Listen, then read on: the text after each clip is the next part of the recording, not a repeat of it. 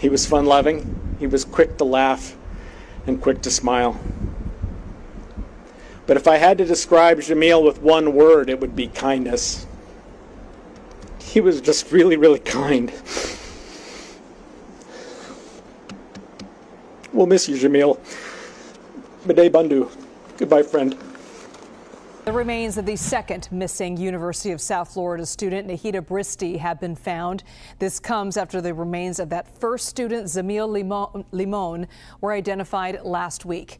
Limon's roommate is suspected of killing him. The fishing line snagged on something just beneath the surface of old Tampa Bay. The kayaker pulled. Whatever it was heavy, too heavy for trash. He leaned over the side of his kayak, tugged harder, and that's when the bag broke the surface of the water. Black, heavy-duty, sealed tight. He didn't know it yet, but he had just found Nahida Bristy, a 27-year-old woman, a doctoral student, someone who had crossed an ocean to study chemistry, to build a future, to eventually go home to Bangladesh and make her family proud. She was found in mangroves near a bridge in Florida, stuffed into a garbage bag, left in the water like she was nothing. And here's what makes this case stop you cold. Just days before this moment, before either she or her friend Zamil Limon disappeared off the face of the earth, the man who investigators believe killed them both had typed something into a search engine. Can a knife penetrate a skull? Can a neighbor hear a gunshot? Can you bury a body in a trash bag and throw in a dumpster? He wasn't writing a story. He wasn't doing research. He was planning. And then he asked ChatGPT what would happen if someone put a human body in a black garbage bag and threw it in a dumpster. The AI told him that sounded dangerous. He did it anyway. Two brilliant young people from Bangladesh, people who had sacrificed everything to earn their place in an American university, were dead within hours of each other, allegedly killed by the man living just down the hallway. And the digital footprint this suspect left behind is one of the most disturbing paper trails investigators have seen in recent memory. This is not a cold case. This just happened. And the full picture of what went on inside that apartment near the University of South Florida campus is only now coming to light. Stay with me, because before we talk about what he did, we need to talk about who they were, who Nahida was, who Zamil was, because their lives mattered. And the world needs to know their names for the right reasons. Before we go further, if you've landed on this video, I want to ask you something. These are real people. Nahida had a mother who got a phone call from investigators in Bangladesh in the middle of the night telling her they believed her daughter was dead because of the volume of blood found at the scene. Zamil had a brother who texted CNN reporters messages begging people to keep his beloved sibling in their prayers. If stories like this matter to you, if you believe their lives deserve to be told with care and truth, please take 2 seconds right now, like this video. Subscribe to Mistora Crimes. Hit that bell so you never miss a story. It costs you nothing, and it tells us to keep going. Keep doing this work. For Nahida, for Zamil, for every name that the world almost forgot. Now, let me tell you who these two people actually were.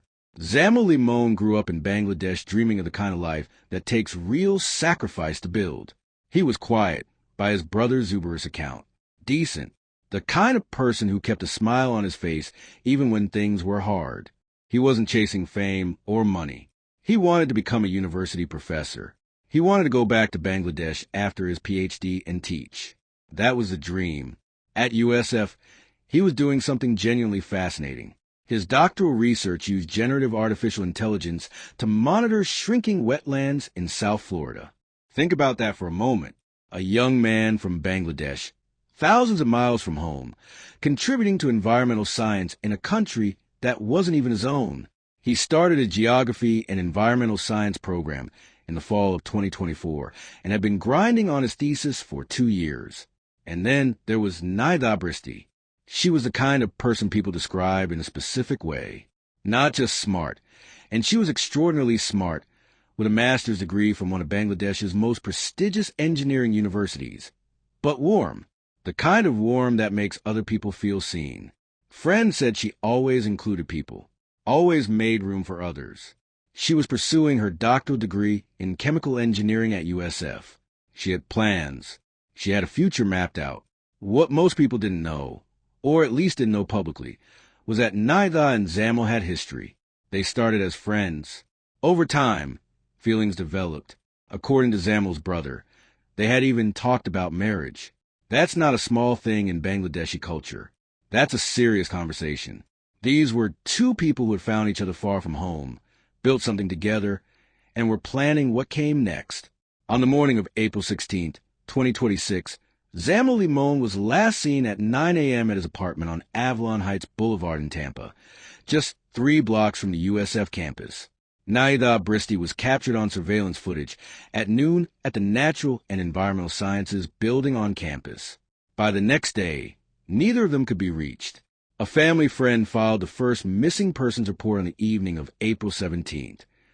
Friends filed one for Zamil shortly after. And from that moment, what began as a frantic search for 2 young people slowly and horrifically transformed into something much darker, because investigators weren't looking for runaways. Within days, they were processing what one sheriff would later describe as one of the most gruesome crime scenes he had ever encountered. The question wasn't whether something terrible had happened. The question was, who was responsible?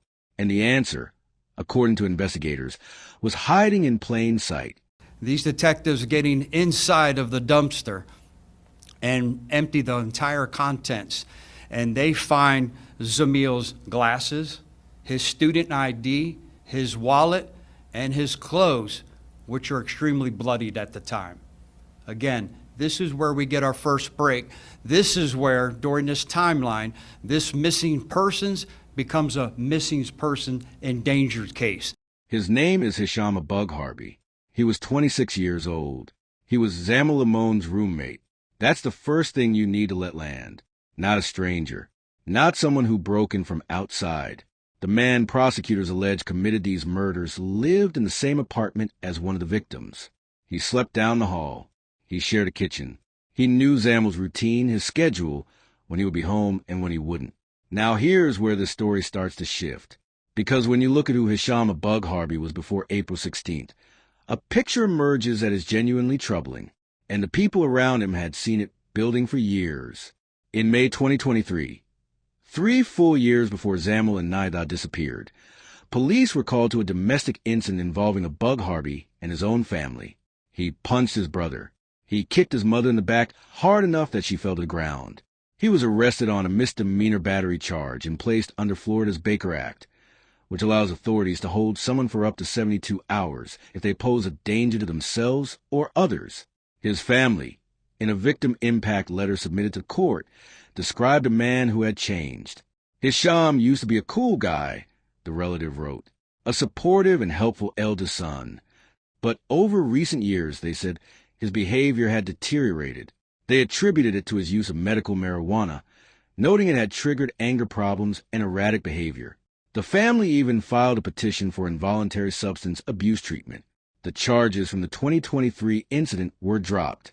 An injunction was granted to keep him away from his brother. That injunction expired in May 2025. A request to extend it was denied.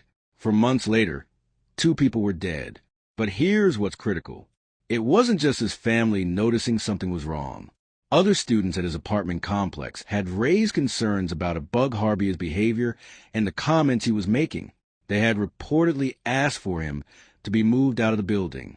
He wasn't moved. And when investigators finally sat down with him after Zamil and Nahida were reported missing, Sheriff Chad Cronister described his demeanor in a way that stayed with me. He said a Bug Harby loves to talk about himself. Loves it. Would talk and talk and talk, until the moment investigators brought up either of the 2 missing students.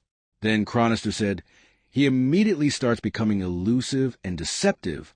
That behavioral shift, that precise moment where a talkative, almost performatively open person suddenly shuts down on the one topic that actually matters, that is not an innocent person's panic, that is a calculated pivot. And investigators noticed it immediately.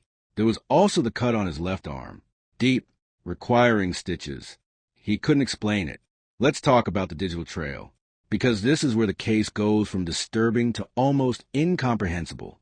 Days before Zamil and Nahida disappeared, a Bug Harby had been busy on his devices.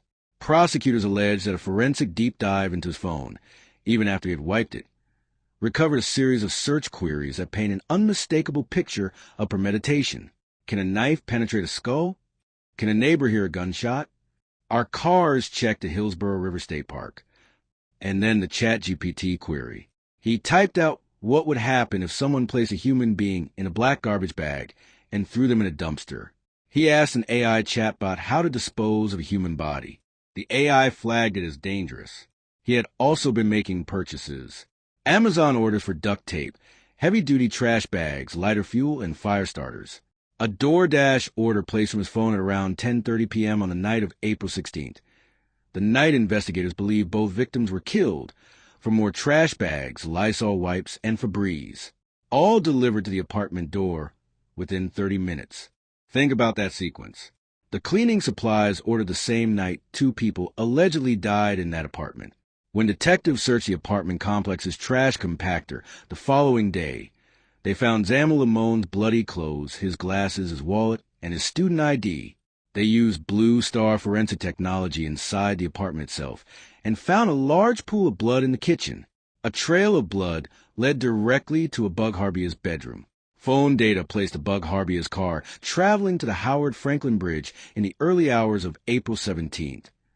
Detectives later found a heavy-duty black trash bag on the shoulder of the road near the bridge. Limon's body was inside. He had been stabbed multiple times. The medical examiner noted a deep stab wound to his lower back that penetrated his liver. The body showed signs of having been partially dismembered to fit into the bag. Bristy's remains were found days later in the mangroves near the Pinellas County side of the same bridge. They were discovered by those kayakers whose fishing line snagged the bag. She was identified through DNA, dental records, and the clothing she was last seen wearing on the surveillance footage from campus. Abug Harby was arrested on April 25th after barricading himself inside a family home in Lutz, Florida, following a domestic incident. It's what was called. He eventually walked out peacefully and was taken into custody. He has since been charged with 2 counts of first-degree premeditated murder with a weapon. A judge ordered him held without bond. He has pleaded not guilty. No trial date has yet been set. Here's what I keep coming back to. Prosecutors have openly stated that as of now, they have not been able to identify a clear motive for these killings. And that is haunting. 2 people are dead. The evidence trail, if prosecutors are to be believed, points unmistakably to premeditation. He searched for how to dispose of bodies. He ordered supplies. He wiped his phone. He dumped both victims near the same bridge. And yet, why? Why Zamil? Why Nahida? Was there a conflict inside that apartment that no one knew about?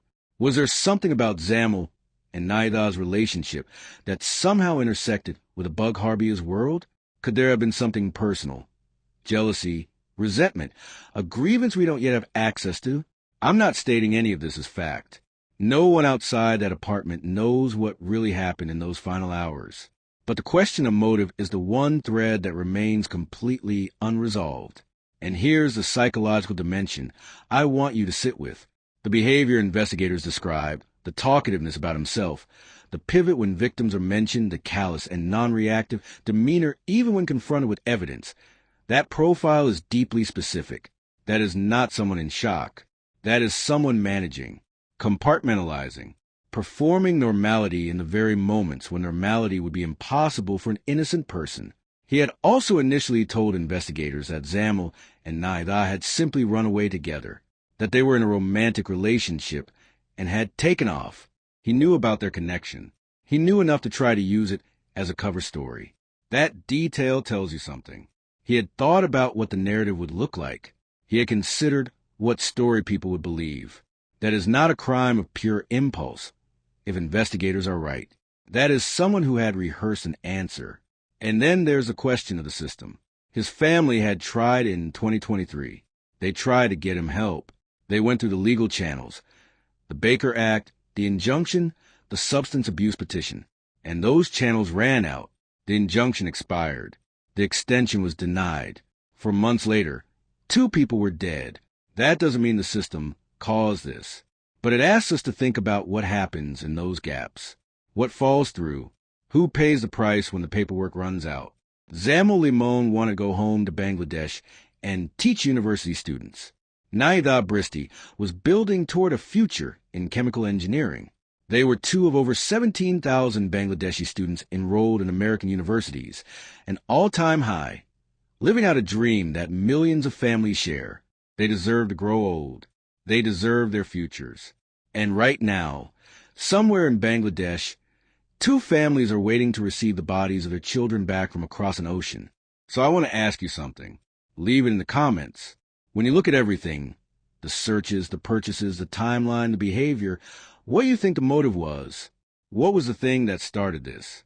And do you think the system failed? Not just Zamil and Nahida, but maybe even Above Harbi long before it failed them? Tell me your theory below. I read every single one. If this story affected you, if it made you feel something, if you believe Nahida and Zamil's names deserve to be remembered, then do one thing for me right now. Subscribe to Mistora Crimes. Click the bell. Share this video with one person who needs to hear it. This channel exists because you're here. And as long as you're here, we will keep telling the stories that matter. Zamil Limon, Nahida Bristy. Say their names.